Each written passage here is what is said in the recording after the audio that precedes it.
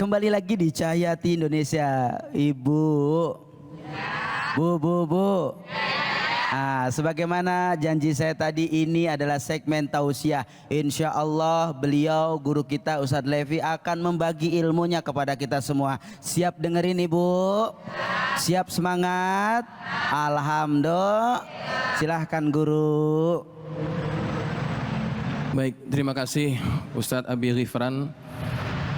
Bapak Ibu yang dirahmati Allah, serta pemirsa Cahaya Hati Indonesia di mana saja Anda berada. Alhamdulillah, wassalatu wassalamu ala Rasulillah Sayyidina Muhammad ibn Abdillah wa ala alihi wa sahbihi wa man walah. Sesungguhnya kita hidup di atas muka bumi ini tidak akan pernah lepas dengan yang namanya ujian hidup. Allah Subhanahu wa taala telah menegaskan itu di dalam Al-Qur'an.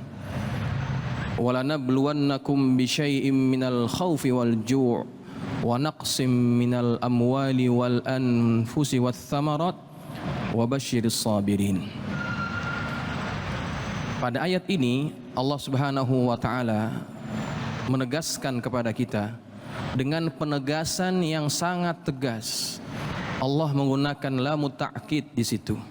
Kemudian juga ada nun taukid, walanabluwannakum. Kami pasti akan menguji kalian. Bisyai, dengan sedikit. Bisyai'im minal khauf, sedikit daripada rasa takut. Bisyai'im minal khaufi wal ju', dan juga rasa kelaparan. Wa naqsim minal amwali wal anfusi wath thamarat, serta kekurangan harta benda, keluarga, dan juga buah-buahan. Dan di akhir ayat itu Allah Subhanahu wa taala menegaskan wa basyiris sabirin, dan berikan kabar kepada orang-orang yang sabar. Di antara bentuk ujian Allah kepada hambanya adalah seperti yang disebutkan dalam ayat itu, di antaranya adalah kita kehilangan orang yang kita sayang. Satu kemestian bahwa kita pasti berpisah dengan orang yang kita cintai itu. Cepat atau lambat kita pasti akan berpisah dengan orang yang kita cintai. Maka di dalam ayat ini Allah Subhanahu wa taala menegaskan bahwa itu semuanya pasti terjadi kepada kita, dan cara untuk menghadapi segala bentuk ujian itu adalah kita mesti memiliki kesabaran dalam menghadapi ujian Allah Subhanahu wa taala.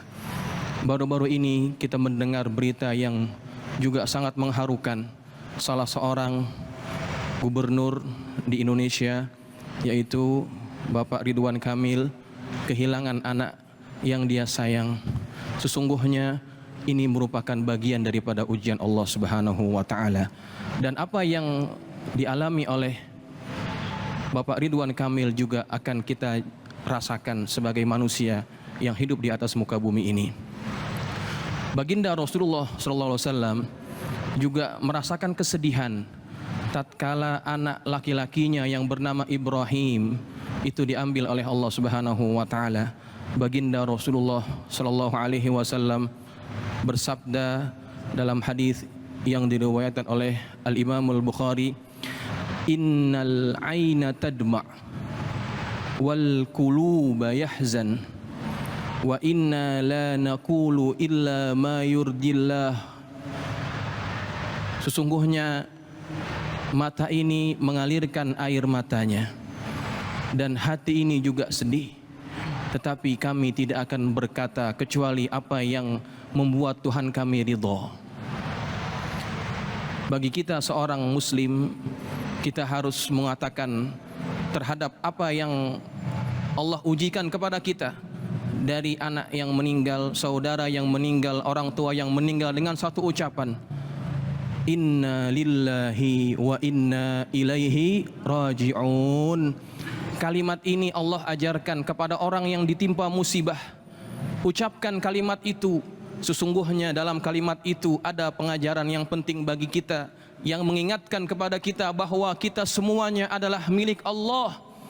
dan semua kita akan kembali menghadap Allah Subhanahu wa taala. Maka ketika kita kehilangan orang yang kita sayang, kesedihan itu merupakan satu fitrah, satu sunnatullah. Pasti orang yang kehilangan merasa sedih. Nabi ketika kehilangan anak laki-lakinya pun merasa kesedihan, tetapi jangan sampai kesedihan itu menyebabkan kita berkata-kata yang menyebabkan kita tidak percaya dengan takdir Allah Subhanahu wa taala. Maka yang pertama harus kita ingat bahwa ketika Allah uji kita, kita harus menerima ujian itu dengan sabar. Dan Allah memberikan kabar gembira bagi orang-orang yang sabar dengan balasan yang tidak ada tara bandingannya. Innama yuwaffas sabirun ajrahum bighairi hisab. Satu ketika ada seorang perempuan yang ketika itu dia kehilangan keluarganya yang dicintainya. Kemudian wanita ini meratap, meraung-raung, memukul-mukul wajahnya, seakan-akan dia tidak rela kehilangan orang yang dia sayangi itu. Kemudian Nabi lewat di hadapannya, di belakangnya. Kemudian baginda Rasulullah SAW mengatakan satu ucapan, sabar, sabar, sabar. Lalu orang ini yang dia tidak mengetahui bahwa yang mengucapkan kalimat itu adalah baginda Rasulullah, dia pun berkata, engkau tidak mengalami apa yang aku rasakan. Engkau tidak mengalami apa yang aku rasakan saat ini. Seolah-olah dia tidak mau ketika ada ajakan untuk sabar, seolah-olah itu tidak mau dia ikuti. Kemudian Nabi tinggalkan wanita ini. Setelah itu ada seseorang yang mengingatkan dia, tahukah engkau siapa yang memberikan nasihat kepadamu untuk sabar itu? Sesungguhnya dia adalah baginda Rasulullah. Alangkah terkejutnya dia. Kemudian beberapa hari setelah itu dia berjumpa dengan Rasulullah dan dia menyampaikan perkataan, ya Rasulullah, sesungguhnya saya sudah sabar. Kata Nabi, innas sabra as-sabru indas sadamatil ula.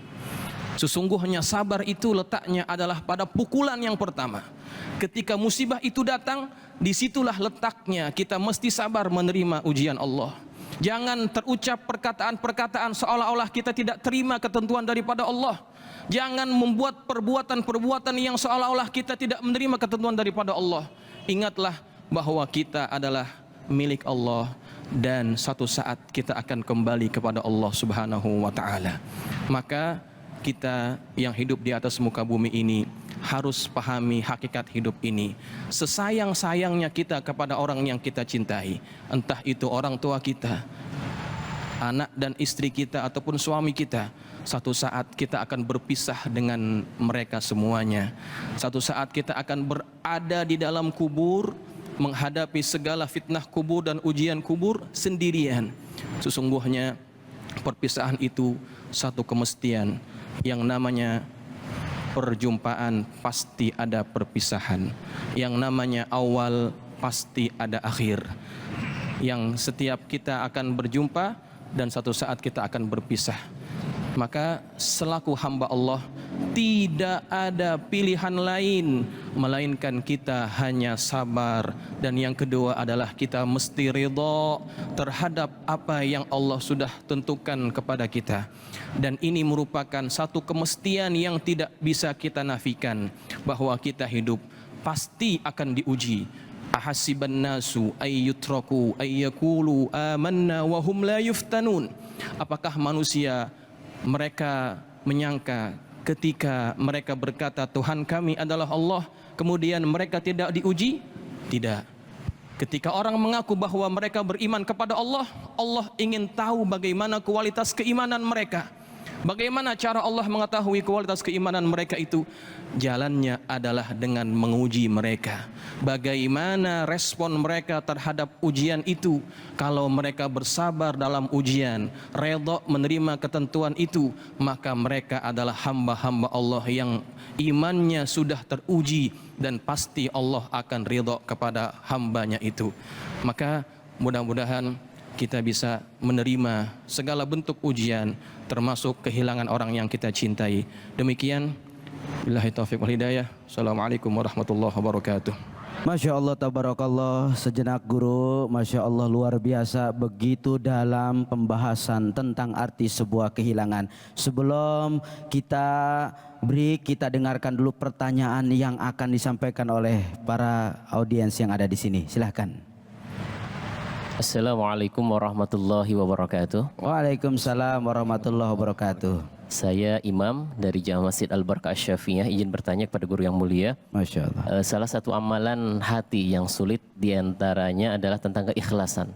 Lantas bagaimana kalau misalkan mulut kita atau lirik kita mengatakan saya ikhlas, namun hati kita belum sepenuhnya ikhlas, atau dalam kata lain, lain di mulut, lain di hati. Apakah itu berdosa atau tidak? Demikian. Wassalamualaikum warahmatullahi wabarakatuh. Waalaikumsalam warahmatullahi wabarakatuh. Masya Allah, pertanyaan luar biasa. Silahkan guru.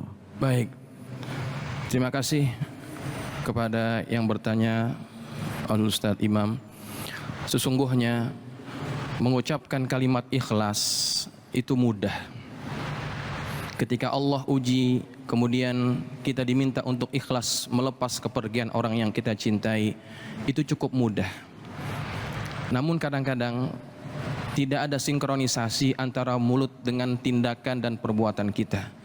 Mulut kita ikhlas, tetapi kadang-kadang perbuatan kita tidak menunjukkan perbuatan itu. Tanda bahwa kita ikhlas terhadap ujian itu. Memang ikhlas ini adalah perkara yang sangat sulit untuk kita raih. Maka dari itu kita juga mesti berusaha semaksimal mungkin.